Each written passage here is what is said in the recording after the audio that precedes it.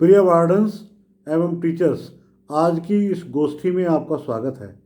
जैसे कि आप जानते हैं कि कोविड-19 महामारी से सारा संसार एक कठिन दौर से गुजर रहा है। हर कोई भयभीत है, बहुत डरा हुआ है। इसी कारण बच्चों की पढ़ाई भी ठीक से नहीं हो पा रही है और बच्चों और अभिभावकों में एक तनाव उत्पन्न हो गया है कि उनके बच्चों की पढ़ाई का हश्र क्या होगा, वो ठीक से पढ़ पाएंगे या नहीं पढ़ पाएंगे। ऐसे में जब हर कोई अपने घर तक ही सीमित हो गया है तो बच्चों की सामान्य देखभाल के साथ साथ उनके पढ़ाई से संबंधित जो भी तनाव हैं उनको दूर करना आप लोगों की जिम्मेदारी में शामिल हो गया है। आज हम इसी विषय में बात करने के लिए यहाँ एकत्र हुए हैं। सबसे पहले हमें बच्चों के माता पिता के रोल के साथ साथ उनसे मित्रतापूर्वक व्यवहार करना चाहिए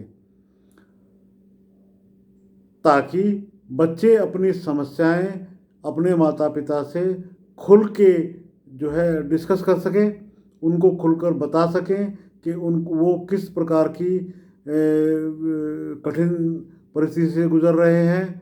और हमें इसके साथ साथ बच्चों के साथ जो हमारा वार्तालाप होता है उसको भी प्राथमिकता देनी पड़ेगी। सामान्यतः हम लोग बच्चों से बहुत अधिक बातचीत नहीं करते हैं, मगर इस समय में उस वार्तालाप का समय हमें बढ़ाना पड़ेगा। दूसरे, सभी अभिभावकों की इच्छा रहती है कि उनके बच्चे अधिक से अधिक नंबर लाएं, क्लास में फर्स्ट और सेकंड आएं। हमें अपनी इस अपेक्षा को भी समाप्त करना होगा ताकि बच्चों पर घर वालों विशेषकर माता पिता की तरफ से कोई दबाव ना हो और बच्चे अपने सामर्थ्य के अनुसार बिना किसी डर के अपनी पढ़ाई पूरी कर सकें। तीसरे, आजकल सोशल डिस्टेंसिंग के कारण प्राइवेट ट्यूशन के लिए भी बच्चों को बाहर नहीं भेजा जा रहा है, तो बच्चों की विभिन्न विषयों की कठिनाइयों को दूर करने के लिए आप लोगों को थोड़ी और अधिक मेहनत करनी पड़ेगी। आप स्वयं उन विषयों को पढ़कर बच्चों को समझाने में उनकी सहायता करें। बेहतर होगा कि आप उन विषयों से संबंधित छोटे छोटे खेल, पजल्स और लघु कथाएँ सुनाकर बच्चों को उस विषय को रोचक बना सकते हैं, जिससे कि बच्चे आराम से आनंद लेते हुए उन विषयों को समझ सकें। इस तनाव के कारण बच्चों के व्यवहार में भी कुछ परिवर्तन देखे गए हैं।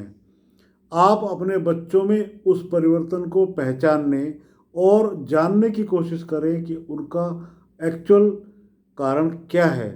घर की परेशानियों को कभी भी आप अपने बच्चों के सामने डिस्कस ना करें। इससे उनके मानसिक मनस्पटल पर बहुत विपरीत प्रभाव पड़ता है और वो पढ़ाई से भी डिस्ट्रैक्ट हो सकते हैं।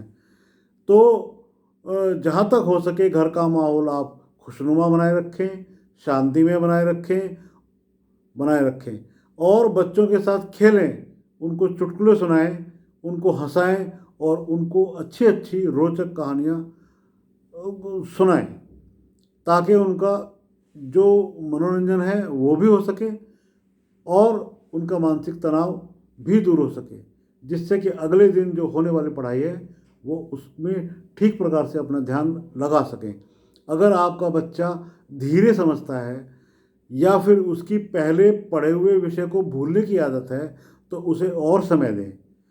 हर बच्चा अपने में एक अलग व्यक्तित्व संजोए है, वो एक यूनिक आइडेंटिटी है। उसकी तुलना किसी और बच्चे से कभी नहीं करनी चाहिए।